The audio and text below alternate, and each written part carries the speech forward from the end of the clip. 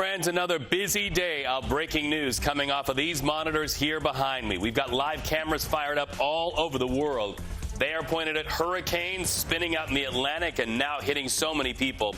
We've also got cameras and crews pointed at political storms for President Joe Biden. If it's new, it's news. That's what we do on CBS News 24/7. I'm Reed Cowan. Let's go.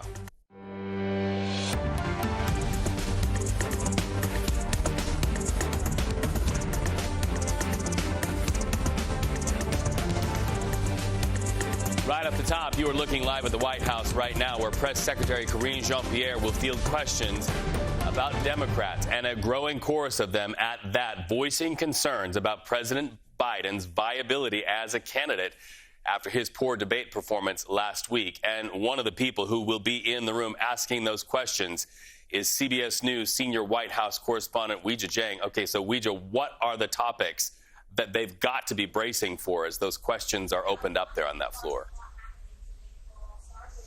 So, Reed, we know that President Biden has began to personally reach out to his close aides and allies, especially those on Capitol Hill, as he, considers everything that he's hearing around him about concerns of whether he should stay in the race or not. And so, of course, I think there'll be a lot of questions about what he is saying in those conversations. He's also preparing for a big meeting later today with Democratic governors who are also looking for some reassurance and some plans about what is to come. And obviously, the White House and the campaign are both trying to turn the page on this. In fact, just moments ago, the chief of staff wrapped up an all-staff call where he basically told everybody that works here to tune out the noise, put your head down and do the work, and put your head up and be proud of everything that this administration has accomplished. But again, reiterating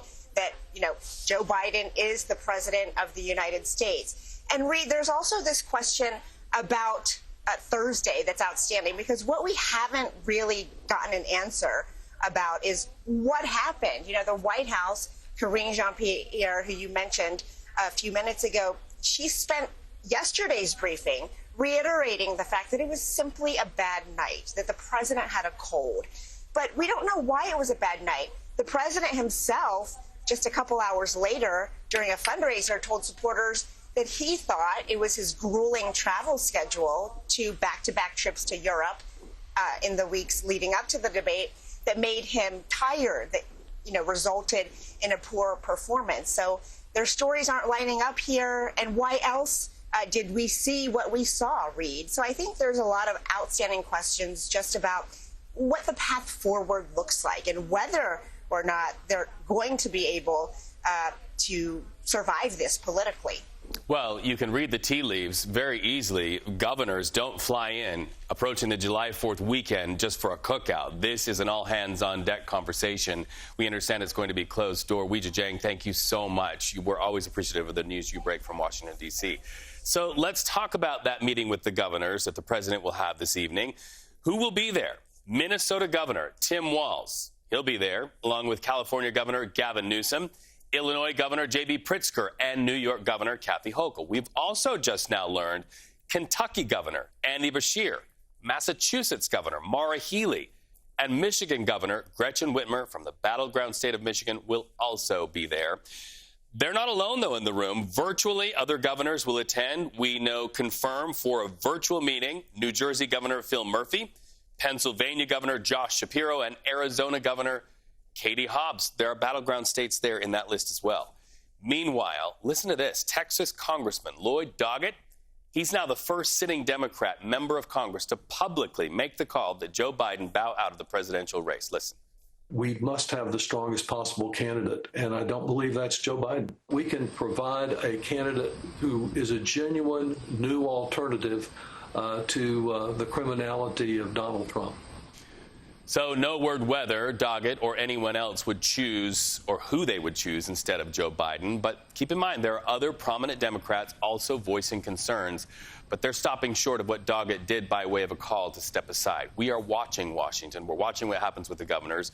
We're also getting word that there's some moves in the Senate to have some high-level conversations with President Joe Biden as soon as this broadcast is on that, we will. But let's ride these video feeds right now from political storms to real-life storms that you can see here on the monitors behind me. They are slamming the Caribbean, and people in Jamaica and the Cayman Islands, look at that. They are in line, getting ready to hunker down to really bear with Beryl. Beryl's now a monster Category 4 storm. And to put that into perspective, Category 5, that's the worst it can get, the most deadly it can get. So we're at a 4. Our crews caught these people. Look at them. They are stockpiling on supplies to sustain them. They're just getting ready to wait out the storm. And right there in the storm, let's get to CBS News correspondent Tom Hansen. He's live in Montego Bay, Jamaica. Tom, we see your camera lens there is a little more fuzzy than what it was yesterday. You're in different gear. It's a change in 24 hours, correct? Oh, a drastic change. Remember yesterday, Reed, when I was actually standing in the water with those glassy waves?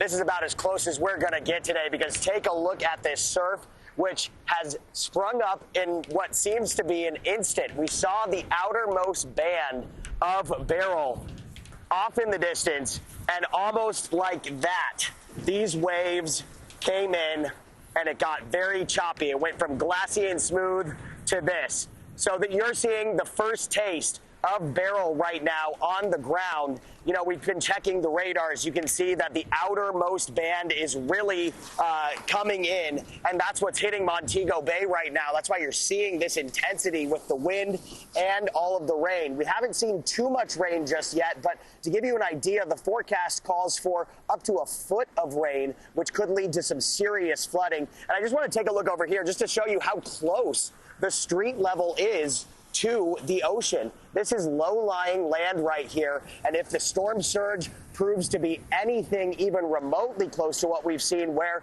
Beryl has already made landfall, roads like this could be in trouble. So this is already shaping up to be an ominous first show of what this storm can possibly do. And as you mentioned, Category 4, it's supposed to be, or we're expecting it to potentially be downgraded, but wind speeds between 125 and 130. Wow. That's still about as fast as a passenger train, just to give you an idea there. So certainly a dynamic situation. Ultimately, we're going to end up hunkering down pretty soon once these conditions continue to intensify. This is the first taste of Beryl, as I mentioned. It is only going to get worse from here, and it is a long, long day that we have ahead of us, Reed. Yeah, and Tom, I'm learning just now the U.S. Embassy warning Americans to take cover. So hopefully you can do that as well. Stay safe. Tom Hansen, my brother in Montego Bay, Jamaica, hunkered down. All right, so you know who's watching this? Our meteorologist, Jessica Birch. Jessica, what a scene that is. What a scene, and what a scene we've seen so far. I mean, this hurricane has already swept over islands like St. Vincent, which you see imagery right behind me from yesterday alone. This is within the past 24 hours. And the island just south of it, Grenada, the prime minister there said that it was Armageddon-like, with over 3 people confirmed dead so far. And this is a monster of a storm as it's now sweeping its way over Jamaica. Current conditions right now sitting around 145 miles per hour, and we're continuing to keep a close eye on those strong winds. If we could pull this up right behind me, here's the current track of Hurricane Beryl as it's just south of Jamaica, bringing in some of the strongest winds to that eastern shoreboard as we speak. Now, current conditions, this is going to continue to sweep its way off into the west, and we're going to continue to watch the storm really develop. So for more on that right now, let's head over to Casey Sherman, Miami.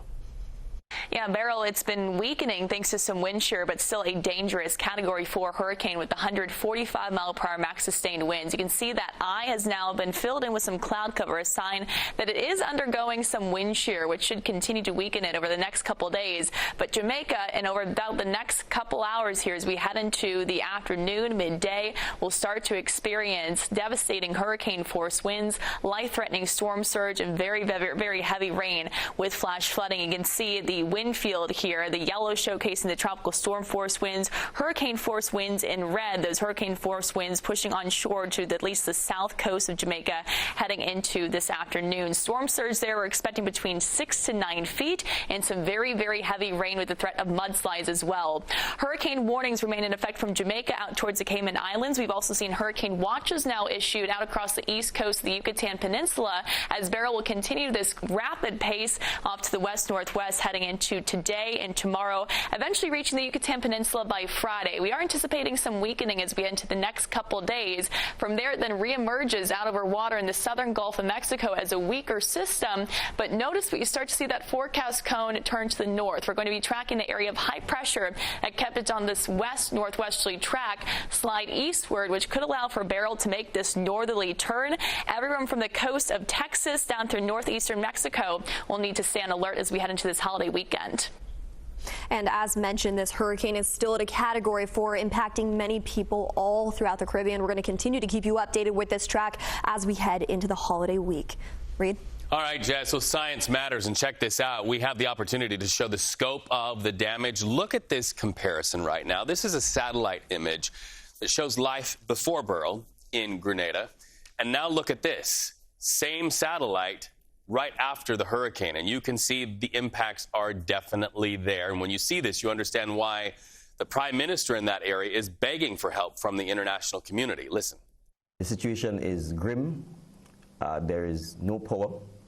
There's almost complete destruction. Well, in our video feeds, you see it right here from our monitors, are offering up huge scenes of damage. This is from St. Vincent and the Grenadines. In fact, at one point, that storm was at Category 4. We understand right now that out of this video, news that comes that many people have died, at least a half dozen confirmed dead. But get this, the death toll could go up as rescuers are finally able to go from house to house and check on people to see how they weathered the storm. Keep in mind, people are still missing. So, like we say, that death toll could go up. By the way, the threat is not over. Look at this. Now, weather watchers say that this could hit parts of Mexico or Texas in coming days. This is video right now coming out of Mexico. You can see the hardware stores, construction supply stores, the first stop, then over to the grocery store, the second stop. People are getting ready to board up and stock up to wait out that storm. And in fact, same scene to us from other video feeds out of the Lone Star State. That's in Texas right now. These hardware stores are seeing plywood flying off the shelves, carried away by homeowners who are trying to really shore up their windows and doors from that storm surge. You know, Texas and Mexico yet to get a hit. For now, Beryl is just bearing down on Jamaica. So let's talk about travelers there.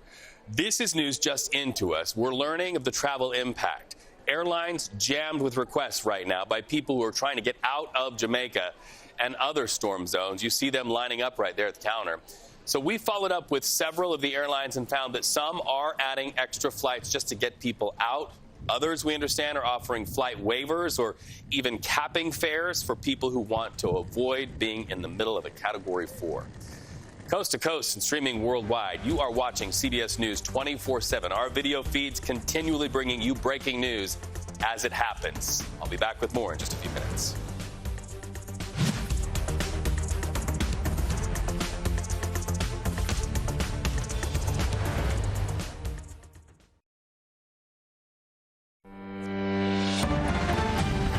All right, we have you covered coast to coast 24/7, and our video feeds here behind me bringing you this story happening right now. A Delta Airlines flight diverted to New York City. It was on its way to Amsterdam. Why? Spoiled food served to passengers on board. Doug Williams is live with us from New York's JFK Airport. Doug, what happened, and did people get sick? Reed, yes, they sure did. And I don't mean to make too much light of what was, I'm sure, a scary and uncomfortable situation, but this was a scene straight out of the movie Airplane. It was Delta Flight 136 from Detroit to Amsterdam. It was diverted from international waters to JFK, as you said, on its way from Detroit to Amsterdam. And the source with knowledge of the incident told CBS New York that 70 people in total were made sick by the food. We're told all of them refused medical attention once the flight had landed at JFK, but also that it was caused by black mold. Delta told us in a statement they confirmed that it was indeed, according to what they told us, spoiled food items that the passengers had eaten. And I spoke to a passenger off camera who had posted on social media that the pilot made the announcement, we're diverting to JFK. And by the way, if you ate the chicken, the word that the pilot used, according to this passenger, was it is contaminated. So she says the passengers are still here in the city. They were put up at a hotel nearby by Delta. She credited the flight attendants, the staff at Delta, for how they handled the situation. She said, she told me, quote, the pilots made the right call landing the plane, despite the fact that all the passengers who were made ill refused that next step of medical attention, hospitalization, etc. But she says 6:30 p.m. tonight, they will finally be on their way to Amsterdam. My goodness. I have a feeling Uber Eats will not be visiting that hotel you mentioned. All right. Thank you for that update. What a story that is. We hope they're doing well. Hey, coast to coast and streaming worldwide, you are watching CBS News 24/7. I'm watching breaking news as it happens from these monitors. They are a storytelling tool. Take that to the bank. I'll be back in just a few minutes.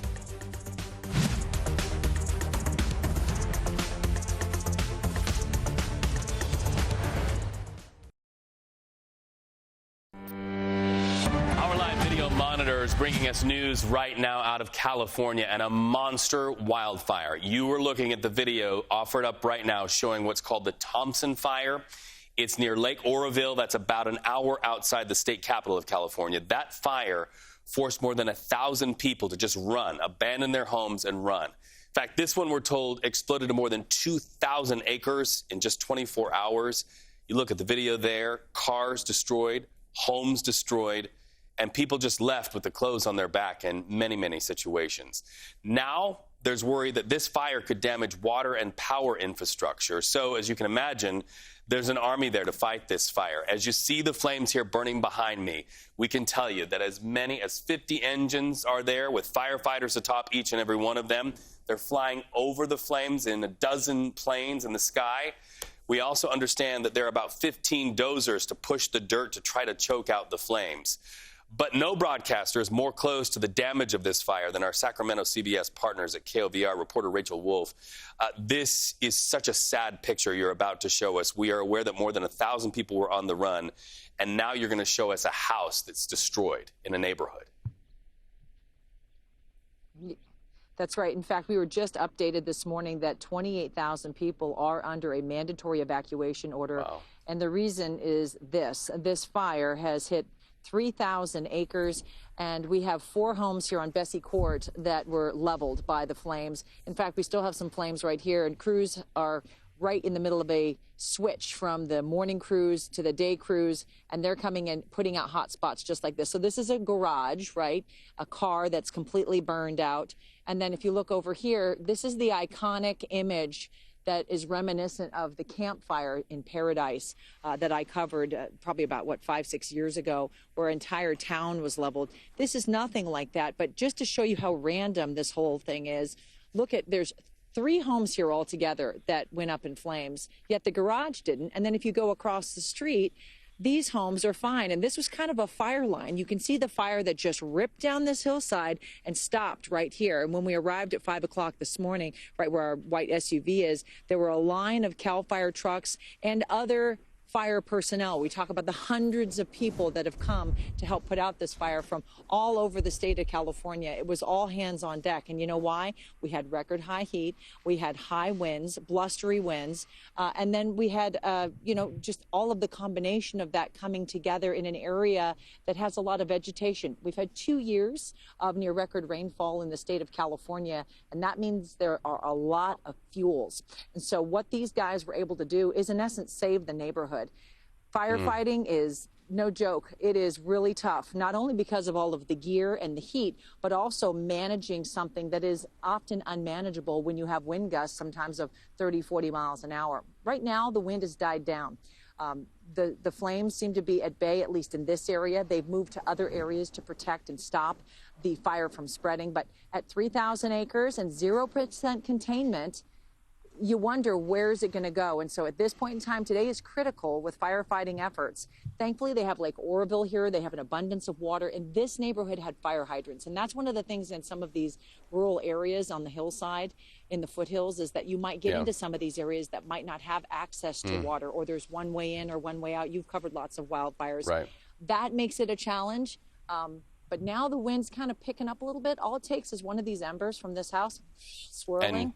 drop it down into a field, you've got another fire. You've got another fire. Rachel, we appreciate your live report. Our thoughts with the family who lost their home in that neighborhood. Let's talk about the wind and the conditions with meteorologist Jessica Birch. Jess, it is a perfect storm for a very imperfect situation. Absolutely. Those red flag warnings are no jokes, especially in areas like California where it's a tinderbox already. We're not only talking about California, but throughout the South, too, when it comes to some extreme heat that we're experiencing heading into this 4th of July week. Let's actually start over in California with red flag warnings still in effect in areas throughout the Bay. That's going to last throughout the afternoon hours today with low relative humidity and conditions definitely not favorable when it comes to fire weather conditions in areas like Napa and Sonoma. Now we make our way all the way over into the south. Dallas this afternoon still well above average for this time of year, sitting at 100 degrees for our daytime high there. We're holding on tight to upper 90s near Memphis. Right behind me, we're keeping a close eye on our heat risk advisories all throughout the states as we head into the coming days. We'll have more on this in a bit, but for now, over to you, Reed. All right, Jess, our thoughts with everybody dealing with the heat and the fire. Our video feed's taking us into a very high-stakes room inside the White House as we await reporters from all over the world having an opportunity to sit and ask questions about Joe Biden and his future as the candidate, the presumptive nominee for the presidency. We'll be right back.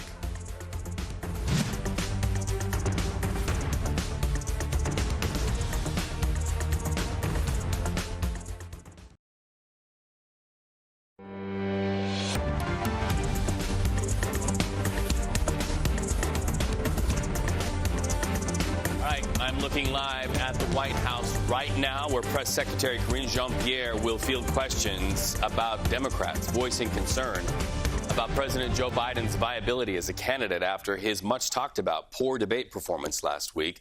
So this comes as the president will meet with a group of Democratic governors in just hours to try and shore up some more support. Who will be there? Minnesota Governor Tim Walz. He'll be there along with California Governor Gavin Newsom, Illinois Governor J.B. Pritzker, and New York Governor Kathy Hochul. We've also learned in moments ago, Kentucky Governor Andy Beshear, Massachusetts Governor Maura Healey, and Michigan Governor Gretchen Whitmer will all be in the room.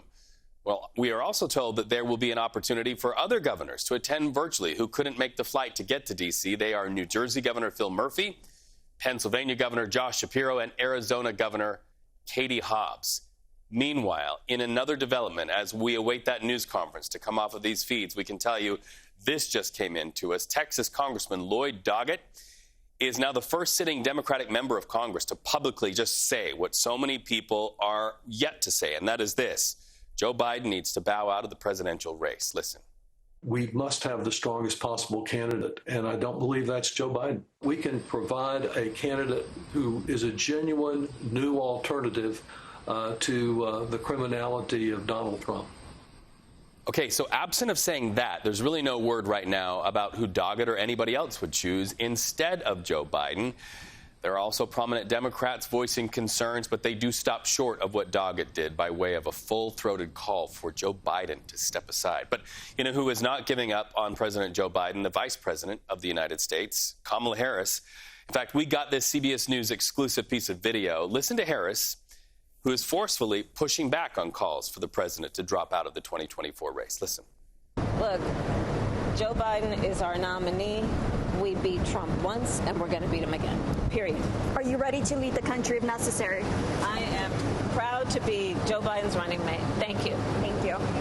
Proud to be Joe Biden's running mate. So for now, the race for president has shifted in Donald Trump's direction following the first 2024 presidential debate.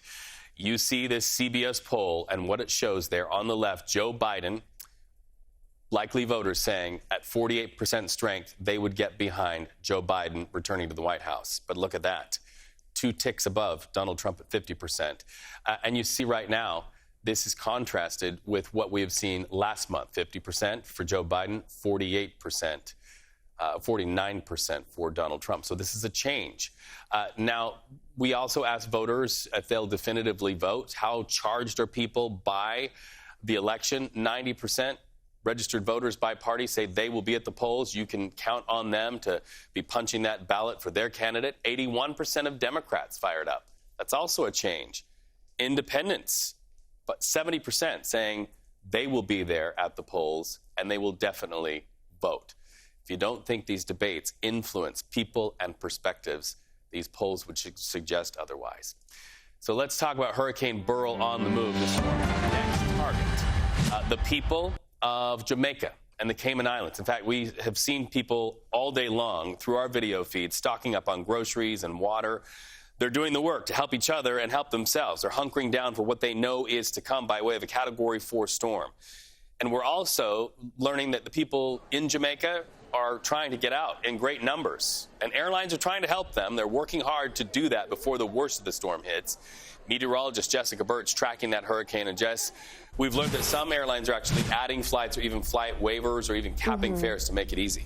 In any way to help, exactly. Now, as we take a look at the past 24 hours, that major hurricane swept through areas like Grenada all the way through St. Vincent. And this is imagery from St. Vincent right now as they're finally catching a break from that storm. Now, in the coming days, this storm is continuing to billow its way into areas like Jamaica. Currently, as we speak right now, it is hitting Jamaica with full force, and it is no joke of a storm by any means. This is a Category 4 right now, and it is strong as it's making its way all throughout that area. Now, in the Caribbean, we have been dealing with very warm, active sea surface temperatures recently. I'm actually going to drop this, and we're just going to dive straight into what we can expect heading into the rest of this week with this storm right behind me. Tracking Hurricane Beryl.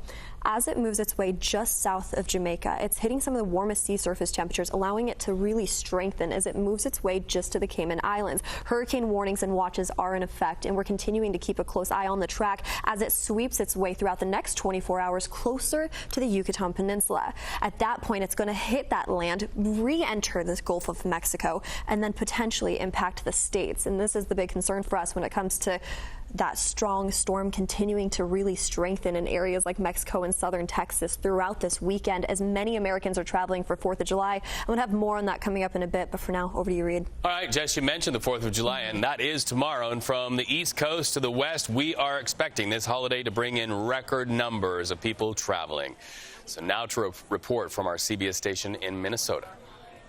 I'm Pauline Lee at Minneapolis-St. Paul International Airport talking about holiday travel this Independence Day, expected to hit record numbers as nearly 71 million Americans are expected to travel. Well, airport travel isn't expected to peak until Friday, but here at MSP International, we're already starting to see those long lines. South End almost wrapping down to halfway down the airport lobby here, and it's almost the same as the North End as well. Now, traveling by car today and Sunday are going to be your busiest days, and traveling anytime this holiday weekend, it's going to be big for several reasons. Number one, tickets are expected to be a little cheaper than this time last year, and gas prices are also cheap. We talk about the national average being about $3.50 for a gallon of unleaded.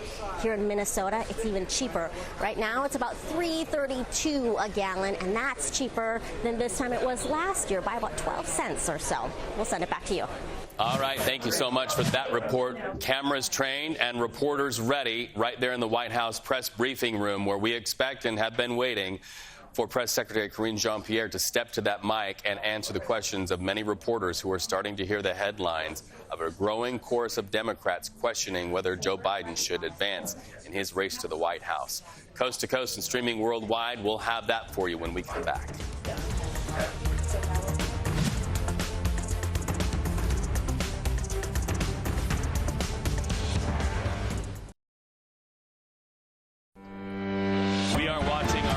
Happening right now and a live look at the White House. We're waiting still to hear from the press secretary any minute now. This was a scheduled news conference and a talkback with reporters, but so far there's a little bit of a delay. It comes as the Biden administration deals with growing concerns from Democrats over the president's debate performance last week. The president also today plans to meet with a group of Democratic governors in just hours. It will be a closed-door meeting with many high-level governors. The word is that that closed-door meeting will be with the goal and the intention of shoring up support. Keep in mind, state-by-state leadership is crucial to the Biden administration if they are to secure the White House. But we've been showing you those CBS News polls showing Donald Trump has now taken the lead in some of our polling over Joe Biden after that debate performance. So watching the podium right now, watching the reporters there, you see many of their heads down in their notepads formulating their questions. When we hear from White House Press Secretary Karine Jean-Pierre, CBS News 24/7, we are committed to bringing that to you live. Well, we are reporting to you from around the world as well. And over in the UK, voters are getting ready to elect a new prime minister there and Parliament as well. Lilia Luciano has this report from London.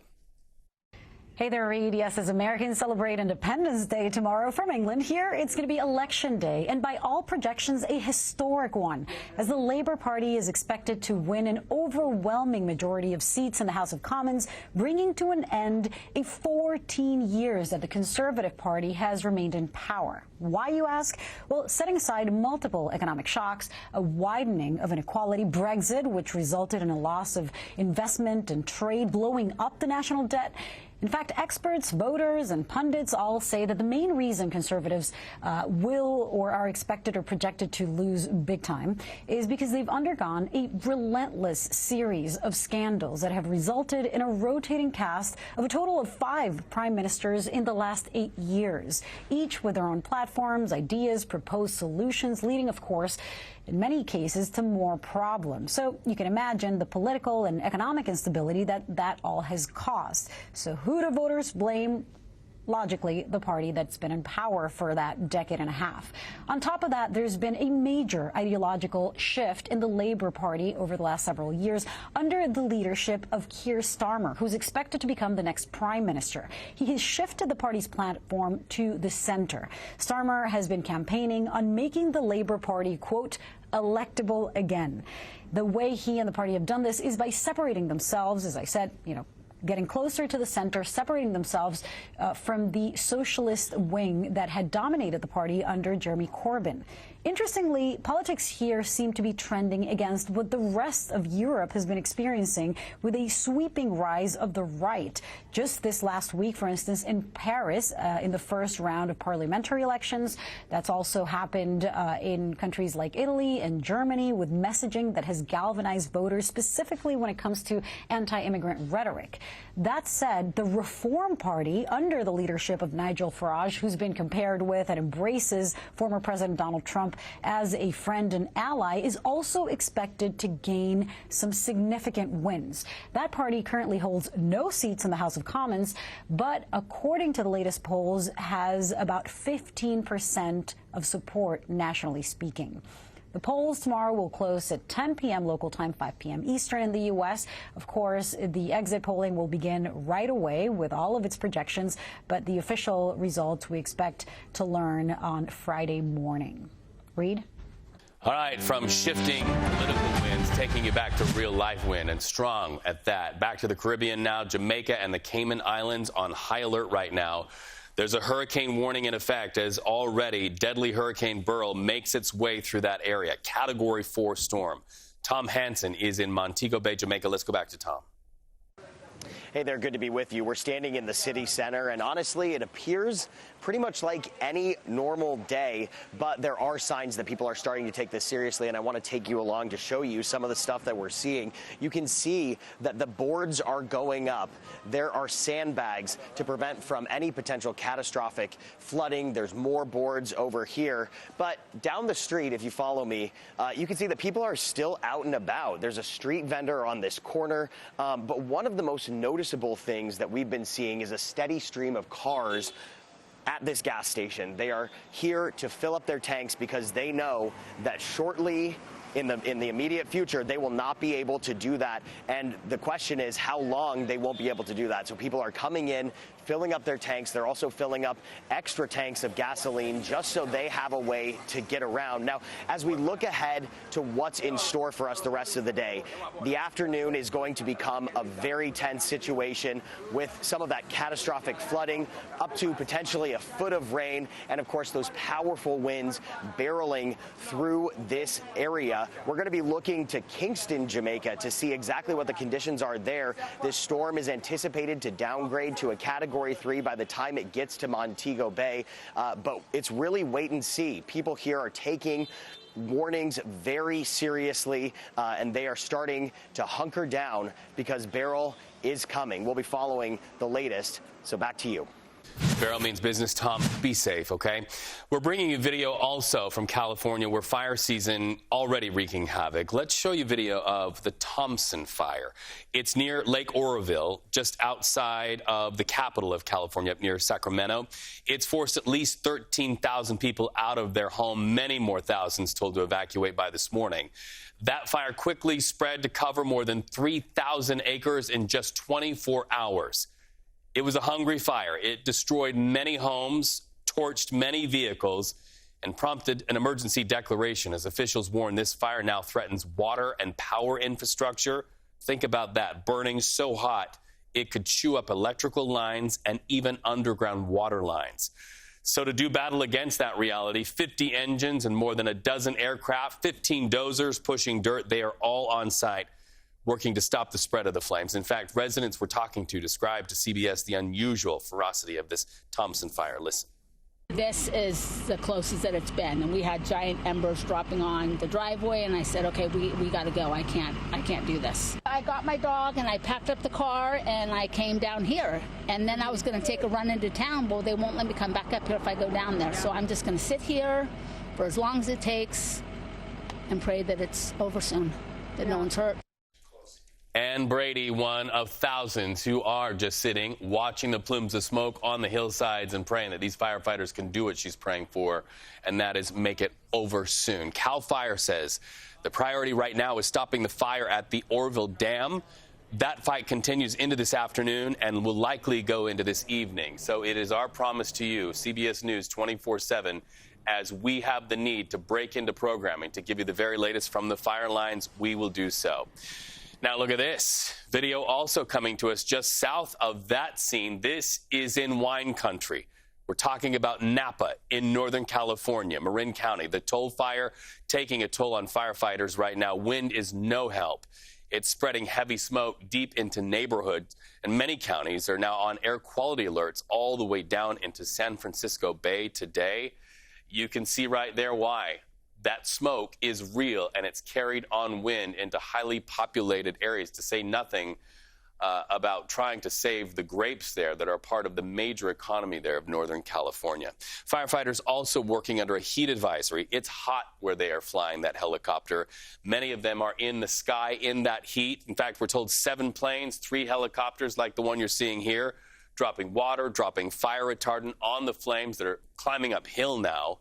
And while they are in the sky, meteorologist Jessica Birch, we know evacuation warnings are a reality on the ground in that area as well, especially during the heat. Absolutely. The boots on the ground right now, all those aircraft in the sky, they are dealing with some of the hottest weather we've seen so far this year in areas throughout California where not only red flag warnings are in effect right now, but excessive heat warnings stretching all throughout the state of California, the Central Valley there, where daytime highs are expected to hit around 121 degrees today in Death Valley.